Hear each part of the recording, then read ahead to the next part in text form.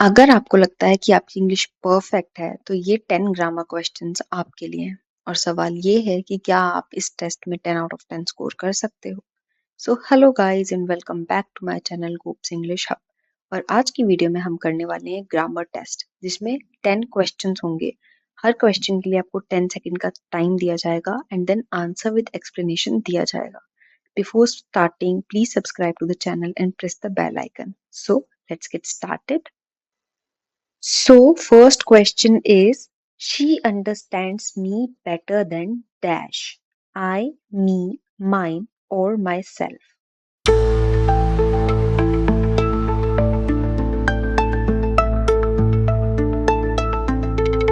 So, answer होगा I. अब ऐसा क्यों?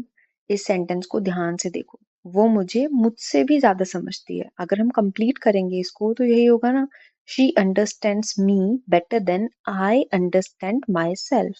That's why आंसर होगा I. सेकंड क्वेश्चन है, I have dash books than you, less, fewer, lesser या लिटिल।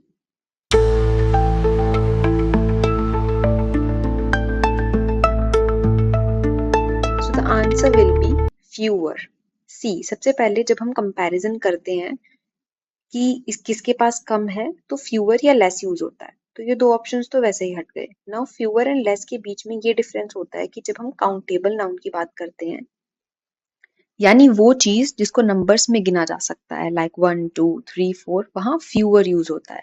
जैसे यहाँ था बुक्स, जो कि एक काउंटेबल नाउन है क्योंकि हम नंबर्स में गिन सकते हैं, 15 बुक्स, 20 बुक्स एक्सेट्रा, इसलिए यहाँ फ्यूअर यूज होगा।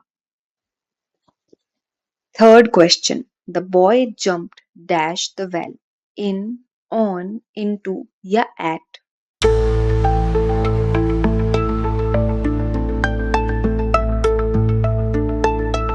सो इसका आंसर होगा इनटू, सी। जब कोई चीज बाहर से किसी चीज के अंदर जा रही हो तब इनटू का यूज होता है। तो यहाँ जो बॉय है उसने जंप किया, यानी वो पहले बाहर था और फिर उसने जंप किया कुएं के अंदर जाने के लिए। दैट्स वाई यहाँ पे इनटू आएगा, क्योंकि वो बाहर से अंदर जा रहा है। Coming to the fourth question, bread and butter dash my favourite breakfast, are, were, is, have.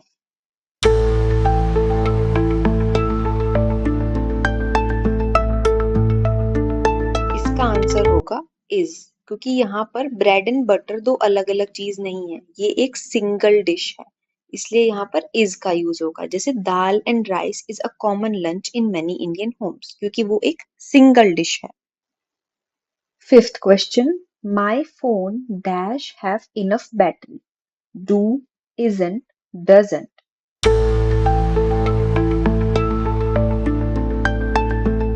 इसका आंसर होगा डजंट, क्योंकि फोन एक सिंगुलर ऑब्जेक्ट है और सिंगुलर ऑब्जेक्ट्स के साथ डजंट या डज यूज होता है।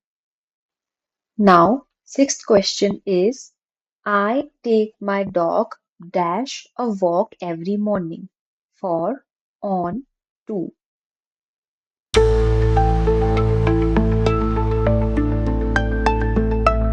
इसका आंसर है I take my dog for a walk every morning, क्योंकि जब किसी एक्टिविटी के लिए जाया जा रहा हो तो फॉर का यूज होता है। जैसे go for a run, go for a swim, take the dog for a walk.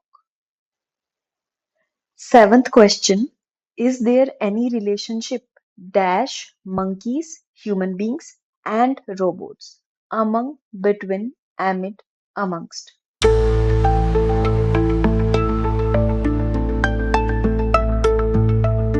The correct answer is between. हमने सुना है कि दो चीजों के लिए बिटवीन यूज होता है और दो से ज्यादा चीजों के लिए अमंग यूज होता है, लेकिन दो से ज्यादा चीजें अगर अलग अलग मेंशन्ड हैं तो भी बिटवीन का यूज होता है। तो यहाँ पर ह्यूमंस, मंकीज एंड रोबोट्स तीनों अलग अलग मेंशन्ड है, इसलिए बिटवीन यूज होगा। Eighth question is, there was little dash could stop Kohli that day, that, who, whom, which।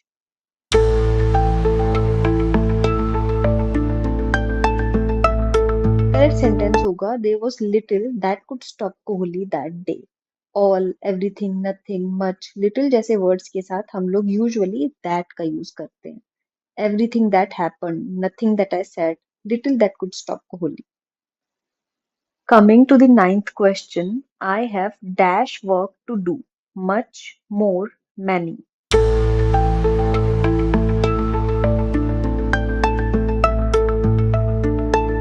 So correct answer होगा much.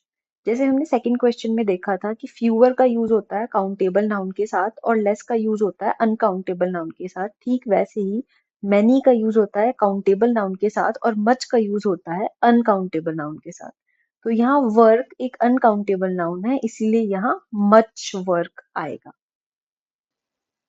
10th and last question. अब आप अपना स्कोर कैलकुलेट कर लीजिए और कमेंट्स में बताइएगा कि आउट ऑफ 10 आपने कितने क्वेश्चंस सही करे। So the question is, neither of the students dashed their homework yet. Finish, has finished, have finished, finished.